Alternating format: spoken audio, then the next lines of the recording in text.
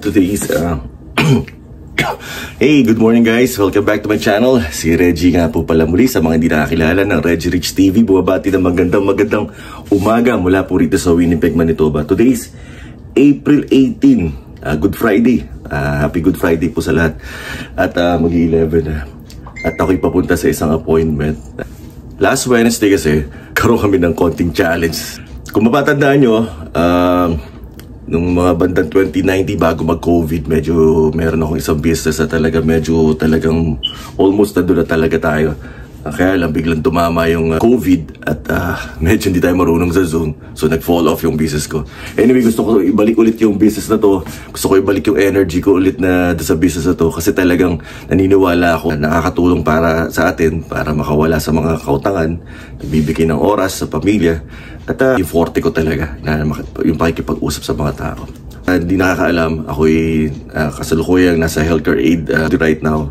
Mahabang storya kung paano ako nakapasok sa mundo na yun. Pero sa ako nakakwento ulit. Hindi ko pinlano na magtagal sa ganung Mas gusto ko talaga na bagay na alam kong gusto ko.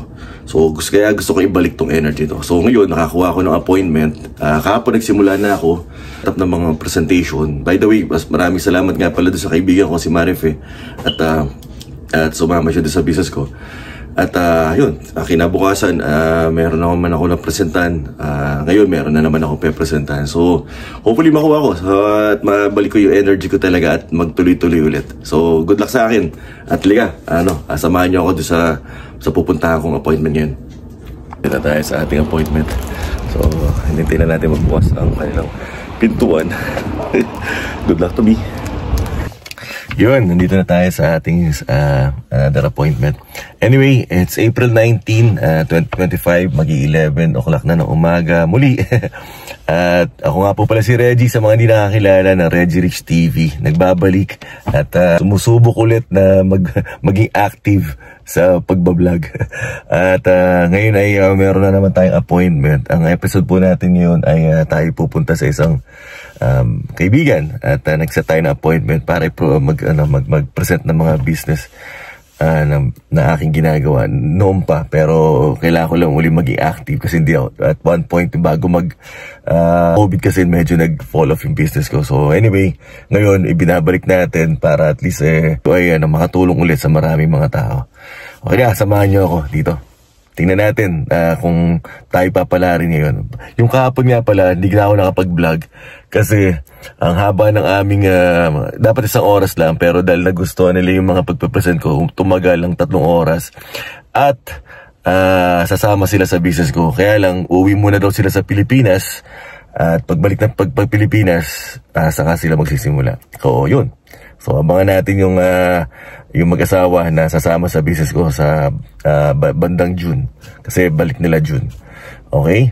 So, dito na tayo sa ating kaibigan na, punta natin. Liga, samahan nyo ako. Tayo. Dala tayong ganito.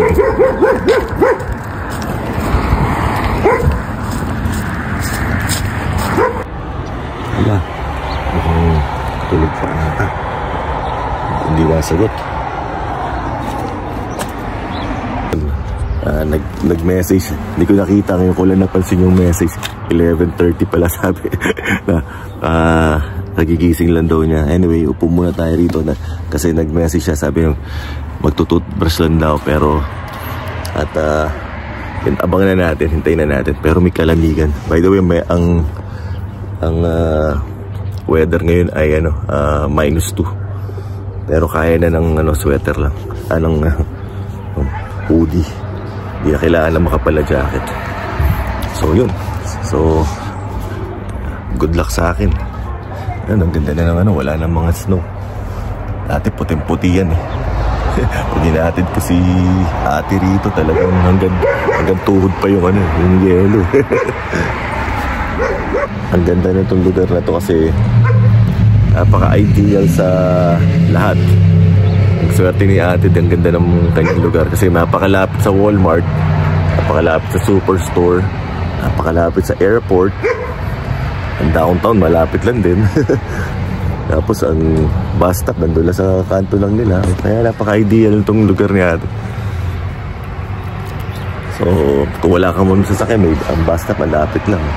So, tapos ang maganda rito yung Walmart tsaka yung malaking mall, walking distance lang, yung Polo Park.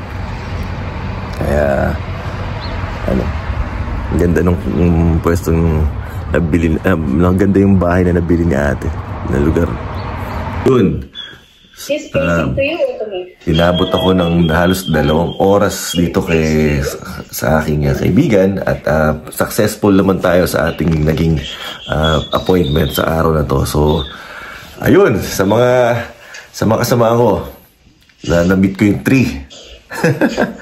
kaya ganyan talaga ang kaya pagka gusto mo manalo, gagawa talaga tayo ng paraan para manalo.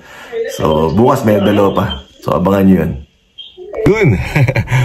Na successful tayo sa ating appointment ngayon. So inabot tayo ng halos 2 oras para mag-explain ng ating business. At ayun, maraming salamat sa ate. Talaga so susunod natin yung training na natin para at least makita nyo talaga kung paano kumita sa business na to. So abangan nyo yun. At usually ginagawa namin every Wednesday at saka Saturday sa office. Pero pwede kung di available, pwede ako na lang pumunta sa inyo. So yun, nagawa ko yun kahit may trabaho. Sa hobby nila kasi, chinalas kasi ako ng mga kasamahan ko. So kami ay naghamunan sa madaling salita. Ako may trabaho, sila wala. Talagang naka-focus sila sa business na to. So sinabi ko, kumbaga sila wala, parang alam ko wala pa silang hanggang ngayon walang ginagawa. Sabi ko, it's about time na kailangan alisin na natin yung fear sa utak natin. Kasi maraming tao kasi takot sa fear of rejection. So sabi ko, bakit ba natatakot tayo? Kung tutusin nga, sabi ko sa kanila na sa inyo lahat ng formula ngayon. Sa inyo ang formula kung bakit kayo magiging successful sa business na to. Bakit meron kayong maayos sa pamilya, may ayos kayong foundation sa buhay. The only thing that nag-stop lang sa inyo is yung fear nga sa tao makipag-usap, di ba? Ako sa totoo lang, ang dami ko struggle, marami kong pinagdadaanan ngayon. Bumagsak nga yung self-esteem ko nung time na naghiwalay kami nung aking common law, si Sally. Pero sabi ko, this time hindi ko na kailangang maging excuse yun, maging rason kung bakit hindi ako kailangan gawin. Kasi naniniwala ako sa company, naniniwala ako sa business na to na talagang nakakatulong sa pamilya. At parang sa tingin ko, parang dito talaga ako nakalinya. I'm not knocking do sa ginagawa ko sa healthcare aid, kaya lang talagang parang tingin ko hindi ko talaga linya yung yun. Pero pinagbubuti ako yung trabaho ko doon. Pero ibig sabihin ayoko magtagal doon at magiging tagapagpunas lang ng puwet. Tawag ko nga sa sarili ko hindi healthcare aid kundi PBC o Professional Bum Cleaner. Nag-aaral lang 6 na buwan para lang maging master sa pagpupunas ng puwet. So, pero anyway, maayos ako magtrabaho pagdating dyan. Pero gaya na sabi ko, ayoko magtagal na yan. Kaya gusto ko ibalik ulit tong ginagawa kong kasi kagandahan, una-una maliit lang ang puhunan, lisensya lang. Tapos every time na alam natin ang problema rito sa Canada ay utang. So ang ginagawa namin, tinutulungan namin tao na makawala sa utang. In-explain namin kasi ang simpleng business namin is nagbabalik kami ng pera sa bulsa nila. Yun. So every time nagbabalik kami sa pera sa bulsa nila, natulungan mo na sila, kumita ka. Tapos may opportunity pa sila na gawin din yung business na yun. So pinakita ko sa kanila yung ginagawa namin. Marami sa mga na nakausap ko recently na hindi pala nila naintindihan yung kanilang mga sinasign-upan. So doon ko na sinasabi sa kanila na kaya kami naghahanap ng maraming tao kasi isa kayo sa mga nakita ko na talagang basically binentahan lang talaga kayo. So yun, so pinapakita ko yung credibility ng company ko, nasaan ang company namin ngayon.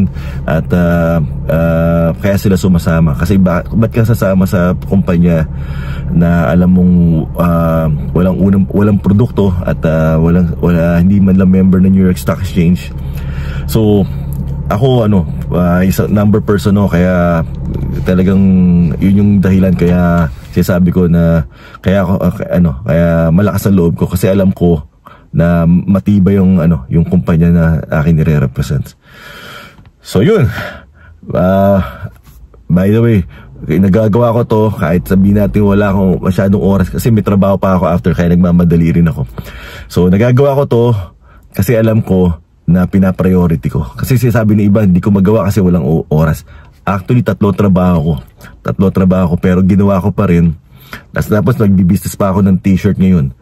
So pero ginawa ko dahil alam ko na binibigyan kong halaga ang business na to. So sa totoo lang, yung sinasabing walang oras, it's because hindi lang nyo binibigyan ng halaga. Pero kung bibigyan nyo ng halaga, sigurado bibigyan nyo ng oras. So yun. So hanggang dito lang po muna. At hanggang sa muli, makikita nyo sa mga video na to is more about kung paano makatipid at kung paano mag-start ng business. Okay? Hanggang sa muli po. Si Reggie po muli ng Reggie Rich TV. Bye bye.